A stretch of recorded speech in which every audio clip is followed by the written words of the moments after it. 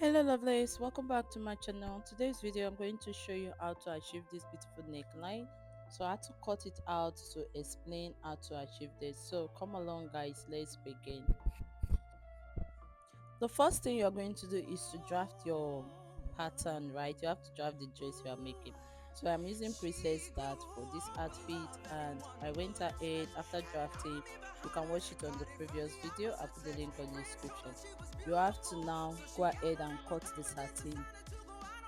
Then you see what I'm doing. I'm going to explain everything. When you've cut the satin, you are going to remove the neckline. You have to it depends on you, Sha, to determine how you want to do. If you want to leave it with the satin, but let's focus on the neckline. This is the part that is more important. Now you are going to cut the if to get that design. Now you have to cut it, not cut on fold. You have to cut two pieces and you join the midpoint. So you can use your zigzag machine to join the midpoint, or you can just join it the normal way and design it when you are done. When I was done with this dress, I actually delivered it and my client did not notice that I had joined the middle.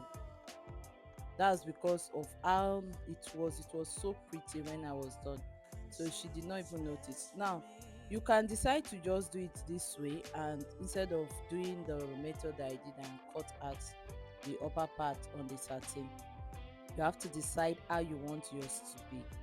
Okay, so either join with zigzag stitch or you join it normal method of hemming. So to do it now, you can go ahead and cut it out and determine if you want the lace to show all the way on your shoulder area or you want to cut it. That depends basically on you. So you have to decide. Okay, you have to decide what you want to do for yours.